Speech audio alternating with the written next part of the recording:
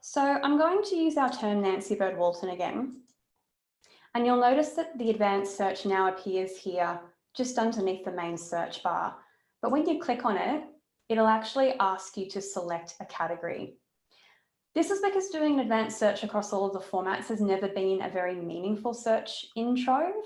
So the best way to do a true advanced search is to actually select a category first.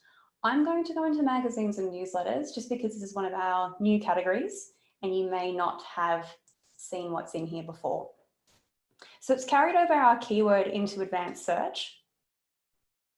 And I would like to say this section is still very much under construction. So the names of the filters and the design is still being changed, as well as adding some guide text just to make it a bit more user-friendly and makes it very clear what you're searching at a particular time. So into my filters, I know that I'm looking for a magazine article. So I want to select that from format. So I go and choose journal and magazine article. Now I know the title of the magazine that I'm looking for, and this is where you would add actual titles to search within. So I'm looking for Pics magazine. So I type in Pics, I can see it in the list and I hit enter. Now I can search for multiple titles here if I know their names, or I can just browse the drop-down list and select as many as I like. So if I wanted to add the bulletin to my search, I could do that here.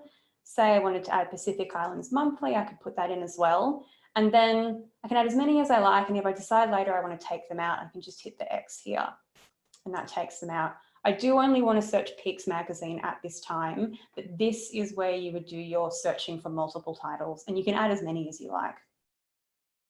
I'm going to put in a date range because I think I'm searching for articles between 1930 and 1940. So there we are. So I've got a search for Nancy Bird Walton for a journal or magazine article. The title must be Pics and it must be between 1930 and 1940. Now that's a fairly narrow search, so I wouldn't be expecting too many results with that. We'll see what we get when we hit the green search icon. Yes, as I expected, we only have one result, but luckily it is the exact result that I wanted. So I will take you in and show you the new record for this magazine article. And you will notice here that it says here at Trove Digital Library. That's a little notification just so you know that this article is available to read online right now in Trove. And I'll show you how to do that. So here is the record, which gives you some information about the article and what's in it. And there are two options here. And we've moved these up under the thumbnail so that if there's a copy to read online, this read button will appear. If there is no copy to read online and you have to borrow it, it will instead have a borrow button and clicking it will show a list of libraries. I will take you through that demonstration though so you can see. So I'm clicking read here. It's telling me I've got free access and I can view it at Trove Digital Library, and this is a link. So if I click that, it should take me into the journals and magazines viewer. Now, if you've looked at our journals zone in current Trove, you will have probably seen this reader before, and it does look very similar in the preview of Trove.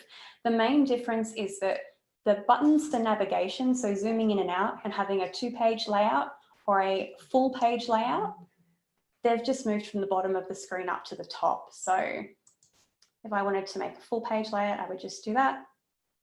I can click it again to exit out.